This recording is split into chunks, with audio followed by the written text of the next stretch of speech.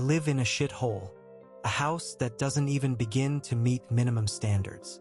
Not vermin-proof, dodgy wiring, no gas or electrical certificates. Hell, I don't even have curtains. Anyway, the owner is on the brink of foreclosure.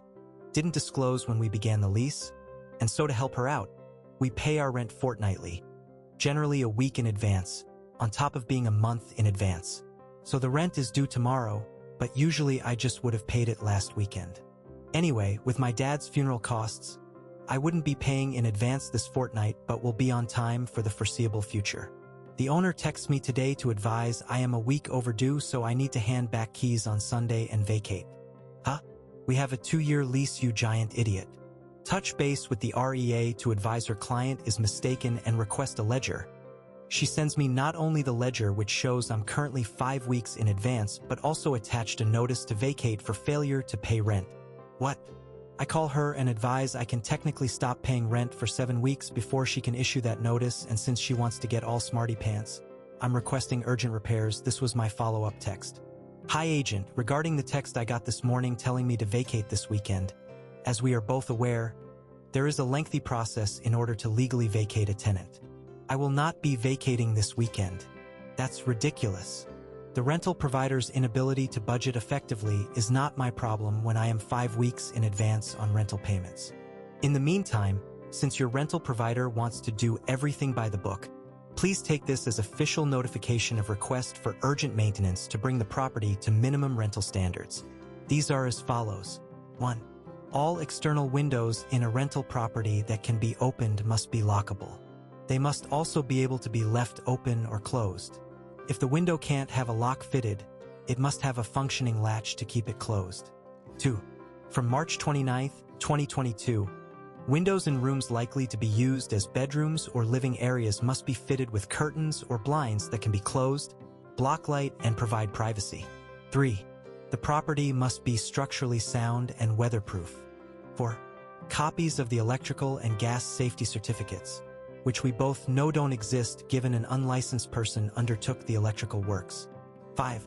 Proof that we were advised the property was at risk of foreclosure prior to commencement of lease. I'm not trying to be an arsehole here, agent, but if I hear one more word from either of you this weekend while I am just trying my best to exist after losing my best friend and father, I will submit these requests to VCAT, Editor's Note Victorian Civil and Administrative Tribunal, part of the judicial system. Sits below the Magistrates Court, on Monday morning, and go to Consumer Affairs to advise a licensed real estate agent has rented out a property that doesn't even being to touch on. Minimum standards set out in the Act. Did I go too far? Am I letting my emotions rule here? Edit. I have made the decision to stop paying rent and hope I find something else in 5 weeks. The owner should foreclose in that 5-week period, and then her and the REA can go suck lemons. Relevant comments. If they want to try it by the book, contact VCAT. Thank you so much. I'm really thinking that's the only option, but if VCAT order our rent to be paid into their fund, the house will foreclose because the mortgage won't be paid. But to be fair, I'm tired of living with mice and cold. How dare they think they can bully me like this because she's overextended her finances and wants me to pay a premium for her mistakes. Name and shame. I live in a small country town. I'd be ostracized and likely banned from the local IGA for bringing drama to the town. Some legal advice. Commenter. If the house has to be sold, your lease must be honored by the new owners. Foreclosure shouldn't matter. OP. Yeah, well, screw it then. I'm not paying rent for 5 weeks and will apply to VCAT to have my rent paid into their fund until the urgent repairs are done. Update us on their response. They didn't respond. Which in one way I'm like, finally I can stop hearing about their whinging and whining for a while, but then on the other hand, I really wanted a panic response from her about renting out an illegal property. Apply to challenge the vacate notice. I think I've made the decision to just challenge it in VCAT along with the requests for urgent repairs. There is at least 25-30K of repairs to be done. I'm not even kidding. It won't happen otherwise. And I was okay with them not being done. I was happy just living my life in peace and pottering around living life while paying $600 a week to live like this. And as I'm typing this comment, a freaking mouse pokes his head through the architrave that's broken away because there is a hole in the floor under the kitchen cabinets that allows rodents in. What suburb is this? This County Vic. Sadly, when I moved from Melbourne, I didn't really do my research and now realize that for what I'm paying here, I could be in something amazing and closer to town. Might be worth moving then. Yes, for sure. I was just trying to honor my commitment to a 2-year lease. Is there housing available in your area? Yes, heaps available. It's just the headache of going through it all again. Someone asks OP for her favorite story about her dad. This is not relevant to the overall story, but very sweet, so I wanted to include it. For the last few years, my dad couldn't really walk more than a few steps, but he still loved to adventure.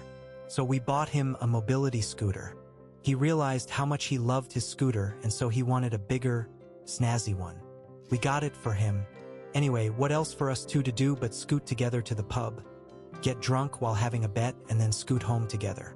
I loved those afternoons. I used to call him the kiss of death because if I told him about my bet, I'd lose every single time. One leg left on my multi. Tell Dad and the favorite would come last in a 3-horse field, haha. When he passed away, I went to our favorite pub, got blind drunk and got carried out by a guy my dad and I knew at the pub. Checked my pockets the next morning and I must have been punting because I had over 1K in tab tickets to collect. Checked my bank in a, oh God, how much did I spend? And I'd barely spend anything. The kiss of death helped me because I was $1,700 short of his funeral money and the extra $700 came from a $5 multi that I put on at the dogs 2 days later. After I withdrew the money, I thanked Dad. And since then, I can't back a winner. The kiss of death let me win for his funeral. Now I just know I'll never win again, haha. Next day, June 23rd, 2023. I've just decided to leave. I can't cope with the stress. I want pay rent for 5 weeks and hope the owner loses the house to foreclosure. And if I don't find something in 5 weeks, I'll just pay on time. Never early again. Update. Since then, so much has happened. So much. Firstly, I bought some land, 200 acres, with a 30-day settlement, so I'll be outta here soon. Now to the events. I stopped paying rent as I was in front anyway. The owner demanded I leave via text. I ignored. PM, editor's note, property manager, gives me another notice to vacate. While I'm still in front on rent, I ignore. I get a bunch of breach notices for disturbing my neighbors. I check with them and nobody has complained. We actually get along well. So I ignore the notices. I get a notice to vacate for 3 breaches, but never mind, the idiot PM sends them all in the same week. Anyway, they start spamming me with VCAT paperwork. Spamming. So many for unpaid rent, lie. Unpaid bond, you mean the one you lodged to the RTBA? Breaches, malicious damages. They haven't stepped foot in the house and I couldn't damage it if I wanted to. It's such a shithole. Anyway, I ignore them all, including the hundreds of emails and stat decks they lie their teeth off in. We had VCAT today. They requested and got an urgent hearing based on financial hardship because I wasn't paying rent. Thankfully, I got legal advice. Best $440 I've ever spent. The idiot landlord was the applicant and the idiot PM was representing her. But both were on the phone for the matter. Both were Sukaki, you could hear it in their voices. I stayed silent while they were sworn in. I get sworn in and ask, member, may I interrupt to ask an important question? Of course, Ms. Miserable. Go ahead. Can you please confirm where landlord lives? He asks. She says New South Wales and advises she has lived there for 13 years. I'm laughing internally. I'm sorry, landlord. VCAT is for Victorians only. I cannot hear this matter. Oh, but I live there in between tenants. I find that strange given as you previously answered to residing in New South Wales for 13 years. In any case, Ms. Miserable lives at the premises now and you reside in New South Wales. You'll have to take this to the magistrate's court. But, insert whatever she was trying to say. I had my call muted because I was cackling. There's no buts. I cannot hear this matter. This constitutional law.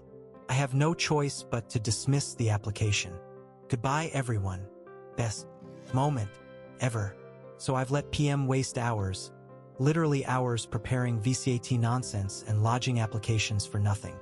Landlord is furious. She's already sent a plumber around to disconnect the hot water. Luckily, it's a small country town, so everyone knows her and despises her, but has never had an issue with me. The plumber only popped in to see if I was okay. I'm sure the saga will continue, but I'm truly hopeful that the PM says, hang on. I'm not too comfortable lying in the magistrate's court, and leaves Landlord on her own. And meanwhile, I'll sit on top of the hill on my 200 acres and laugh that I won with one simple question.